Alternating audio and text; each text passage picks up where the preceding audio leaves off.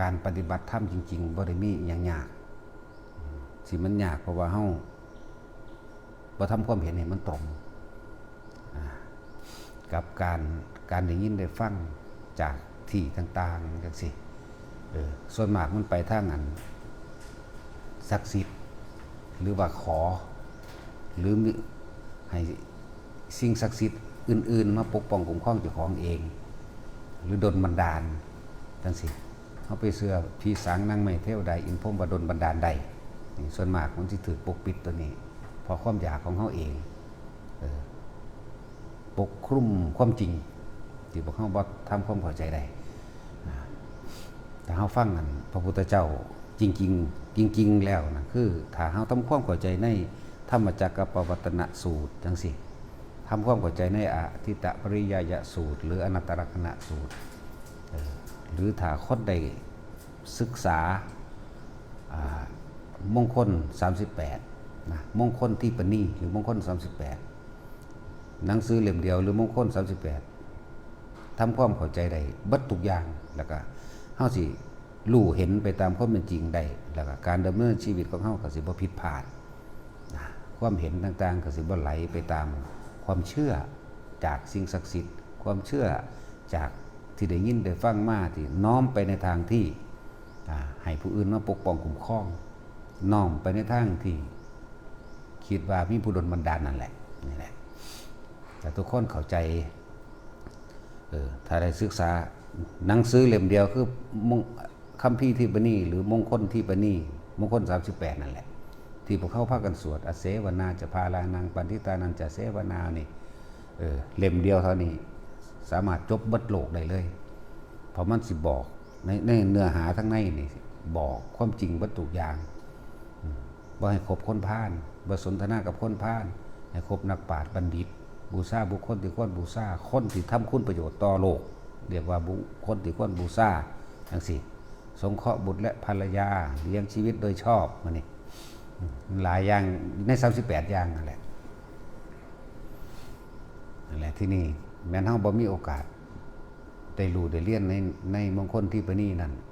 เฮาก็ฟังตามที่เพิ่นแสดงโลดพระนักปฏิบัติจริงๆเขาเจ้าสิแสดงเฉพาะที่มันจริงหรอกเขาเจ้าสิบ่ให้ไปถือเลิกงามยามดีสะเดาะเคราะห์เสียเข็ญบ่ให้ไปบวงสรวงบ่ให้ไปมีพิธีกรรมบ่ให้ไปขอร้องอ้อนวอนแม้ท่านเพิ่นก็บ่ให้ไปขอนั่นขอนี่จังซี่แหละเพิ่นสิชี้ตรงประเด็นเข้ามาให้เฮาเห็นความอยากของเจ้าของโลดเพราะว่ามันอยากได้อยากมีอยากเป็นนั่นนี่มันเลยจึงไปขอจากสิ่งอื่นเนี่ยแต่ชี้ตรงประเด็นแล้วสัตว์โลกเป็นไปตามการกระทำของเฮาเองนะเป็นเครื่องยืนยันเป็นเครื่องตัดสินของตนเองบ่มีผู้ใดมาดลบันดาลสาปแช่งให้เราบาดเจ็บทุกข์หรือตกนรกมกหมายใดบ่มีผู้ใดมาให้พรให้พวกเข้าขึ้นสวรรค์ใดให้รวยใดบ่มีแต่ตัวเองทำเองทั้งนั้นนี่แหละครับว่าทุกสิ่งทุกอย่างเกิดขึ้นจากการกระทำของเขาเองแต่ว่าต้นเหตุอันสำคัญคือสัมมาทิฏฐิความเห็นตรงตามความเป็นจริงเด้เห็นประจักษ์ใจตามความจริงนี่แหละเขาก็เอาชีวิตเก่าเฮาที่เทียบมานั่นแหละที่ผ่านมาแล้วตะกี้เคยไปท่านหยังกระสร้างไปหาขอนั่นขอนี่ก็บ่เห็นว่ามันได้นี่น้อมเข้ามาว่าได้หรือบ่ได้นี่เจ็บไข้ได้ป่วยก็แล่นให้พี่เจ้าผู้ตารักษาจังซี่กับผู้ตายก็มีผู้บ่ตายก็มีนี่มันขึ้นอยู่กับหยังนั่นแหละให้เห็นตามความเป็นจริงสุดท้ายจังว่าสำคัญได้อันคำว่าความเห็น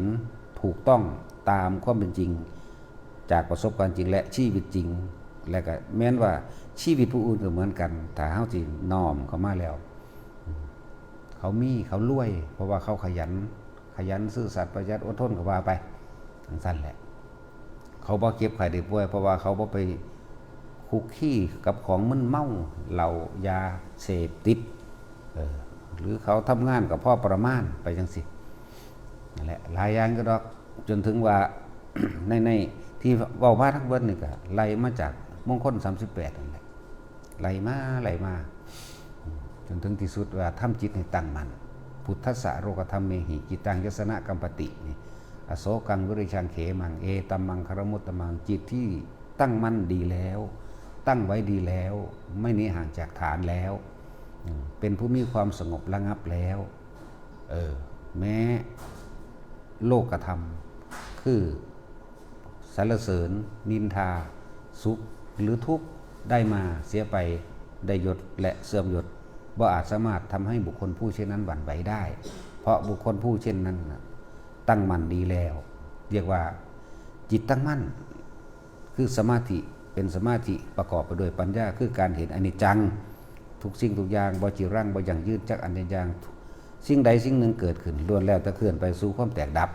คนเกิดขึ้นล้วนแล้วแต่เดินทางเข้าสู่ความตายสัตว์ก็เหมือนกันต้นไม้ก็เหมือนกันภูเขาเหมือนกันดินฟ้าอากาศก็เหมือนกันเนี่ย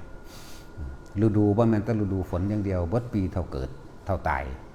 ฤดูก็ยังเปลี่ยนแปลงเดี๋ยวก็ร้อนเดี๋ยวก็หนาวอากาศในมือเดียวมือหนึ่งมันก็ยังบ่เที่ยงบ่คงที่คงทนนี่คือการเห็นความไม่เที่ยงเห็นโดยความรู้สึกเฮาเห็นโดยความเข้าใจบ่แม่นเห็นโดยตาเห็นโดยตาก็ว่าโดยหูก็ว่าตาหูจมูกลิ้นกายลงใจก็ว่านั่นแหละแล้วมันก็คลายออกแต่นี่ที่สำคัญที่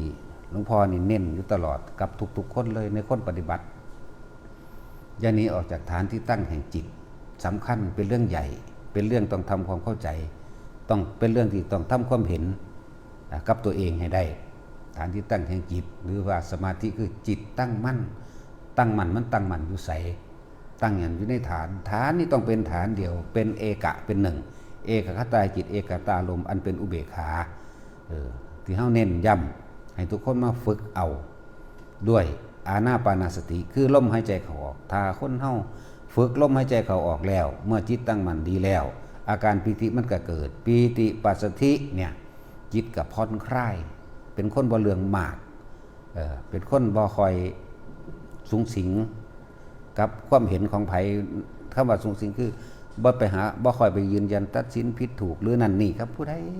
จิตตั้งมั่นทำความรู้สึกอยู่ในกายนั่นแหละลมหายใจเป็นฐานที่ตั้งอันนึงเป็นทางเดินคือกายในกายคือลมหายใจเข้าออกหนึ่งเวทนาในเวทนาคือทำความรู้สึกอยู่ในฐานที่ตั้งแห่งจิตที่บอกว่าอุณาโลมหัวมั่งกะช่างอุณาโลมหรือกายมาผ่ากะช่างอยู่แค่นี้กายเวทนาจิตในจิตก็คือสติกำกับจิตคือการรู้ทันความคิดนั่นเองว่าสติกำกับจิตก็ว่าจิตในจิตก็ว่านะที่นี่คือพยายามทำความเห็นและความหมายให้ทุกคนเข้าใจในตนเองคำว่าธรรมคือหยังธรรมคือสิ่งทั้งหลายทั้งปวงบ่ว่าสิเป็นรูปธรรมและนามธรรมนั่นรูปธรรมคือเฮาเห็นบุคคลเกิดมาตายสัตว์เกิดมาตายต้นไม้เกิดมาตายเหมือนกันเบิดนี่แหละธรรมภายนอกรูปธรรมภายในคือความรู้สึกของเฮาเองเรากำลังยึดมั่นถือมั่นกับสิ่งใดเราก็เป็นทุกข์กับสิ่งนั้นนั่นแหละจึงบอกว่าพยายามอยู่ให้มันเป็นเอกคตาจิตที่ตั้งมั่นในความเป็นกลางในความรู้สึกอันเป็นอุเบกขาว่าทุกคนมาฝึกเมื่อฝึกได้แล้วดีแล้วนั่นแหละจะเป็นเครื่องอยู่เป็นอาหารจิตทิพยาหารคืออาหารของจิตอาหารทิพย์ก็คือความรู้สึกอันนิ่มนวลระหว่างกลางหน้าผากเขาเองหัวกระชังนั่นแหละให้มันดื่มดำอยู่กับอาการปีติอันนั้นปีตินี่เป็นอาหารของหมู่พรหมทั้งหลายเด้พอวันนิยมการเข่าชาญแต่ถ้ามันเข่าก็รู้ว่ามันเข่ากันเองเอาแค่1 2 มั่ง3 มั่ง3 2 1 1 2 3แต่มันหายไปกลับมาล่มก่อนอะไรจังว่าเป็นยังคือว่าคนที่บ่เคยฝึกดูลมหายใจเจ้าของทำความรู้สึกอยู่กับลมหายใจเจ้าของสิบ่เข้าใจบาดตายดอกที่เฮาฝึกไว้ก่อนตายนี่เฮาเลยเอาอุณาโลมนี่แหละเป็นเครื่องอยู่เป็นที่อยู่แห่งใจเป็นที่อยู่ของความรู้สึกเป็นเรือนแห่งใจเป็นวิหารธรรมเป็นธรรมวิหารก็ว่าไปนั่นแหละว่าเป็นยังขึ้นเน้นแท้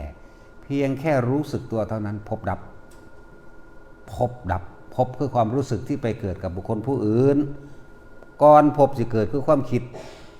อันเกิดจากสัญญาความจำของเฮาเองนั่นแหละ คิดถึงบุคคลนั้นคนที่รักมั่งคนที่เกลียดมั่งลูกหลานเหลนหล่อนนี่พวกใกล้ตัวสัตว์เลี้ยงที่มีความผูกพันสิ่งของเลือกสวนไร่หน้ามีความเป็นห่วงมันอาศัยความคิดไปเมื่อคิดไปแล้วปรุงแต่งไปเฮาอาศัยเนยยะที่เพิ่นให้ความเข้าใจว่าทุกสิ่งทุกอย่างบ่กี่ลังอย่างยืนทุกสิ่งทุกอย่างมีความเคลื่อนไปสู่ความแตกดับคนเกิดมาตายสัตว์เกิดมาตายต้นไม้เกิดมาตายสิ่งใดสิ่งหนึ่งเกิดขึ้นแล้วต้องตายต้องดับต้องเสื่อมต้องสูญสลายเฮาบ่ตายจากมันก็ตายจากเฮานี่มันเข้าใจแล้วเข้าใจคำว่าอนิจจังอนัตตานี่ก็พ่อแล้วนะบ่หาแต่ไปรู้หยังมากก็ได้บัดนี้เข้าใจแค่ว่าถ้าเกิดดับเลื่อนว่าเกิดคืออนิจจังดับก็คืออนัตตานั่นแหละเนี่ยมันเลื่อมกันอยู่ในหันแล้วเขาจึงหาเครื่องอยู่แห่งความรู้สึกตัวเองไม่ไปมีความรู้สึกอยู่กับบุคคลสัตว์สิ่งของดินฟ้าอากาศนั่นหาเครื่องอยู่ทำความรู้สึกอยู่ในกายพบดับพบก่อนมันสิเกิดมันต้องใส่ความคิดไปแล้วก็เกิดอารมณ์นั่นแหละคือพบพอใจแต่ไปทั้งโลกไปละเกิดเหมือนเดิมเกิดแบบโลกสัตว์เดรัจฉานมั่งไม่พอใจนรกบัดตีไหมความรู้สึกของเฮาไหมความรู้สึกบ่พอใจนี่นรกบัดเด้ความรู้สึกถ้าพอใจยังมาแยกออกพอใจในหยังพอใจดีใจเพื่อพอใจในลูกหลานสอบได้มื้อนี้ตกต่ำคือเก่าเด้นี่สิบอกให้เด้อตกต่ำคือเก่าพอใจดีใจขายอ้อยราคาดีมันราคาดียังราคาดีหรือยกอ้างในทรัพย์สมบัติเจ้าของมื้อนี้อบายเบิดพอใจทำบุญกับไปเกิดคือเก่าไปเกิดไสเทวดาเนี่ยให้รู้ท่านความคิดตัวนี้คนเฮาก่อนมันสิเกิดความยินดีพอใจแล้วบ่พอใจมันต้องเกิดจากการคิดก่อนฉะนั้นเฮาจึงเอาตัวคิดนี่มาอยู่ในร่มมั่งมันอยู่ในอุณาโลมมั่งตัดความคิดออกแล้วทำความรู้สึกอยู่กับตรงกลางระหว่างหน้าผากบาดสิตายอย่าลืมเด้อคนเคยตายมันหูจักเด้มันอะอยู่ในหูดังเฮานี่เด้หายใจบ่เข้าเด้ตีบตันแต่ว่าถ้าฝึกไปแล้วปล่อยเลยเข้าใจว่าล่ะคือว่าแล้วว่าคนบ่ทันเคยเป็นแต่ว่าต้องฝึกเป็นบ่เป็นก็ต้องฝึกบัดสุดท้ายเข้ามามันสิแล่นเข้ามาลมหายใจคือเก่านั่นแหละแม้นบ่คิดถึงลมหายใจมันก็แปลกบ่หายใจก็บ่ตายนี่แล้วมันสิเป็นดอกอันนี้สำหรับผู้เพิ่นมีประสบการณ์แล้วผู้เพิ่นฝึกไปแล้วเด้พวกเฮาก็ฝึกไปซะก่อนที่บอกว่าเกิดหยังขึ้นก็สร้างอันดับหนึ่งที่เฮาต้องคิดถึงลมหายใจตัวเองเด้อ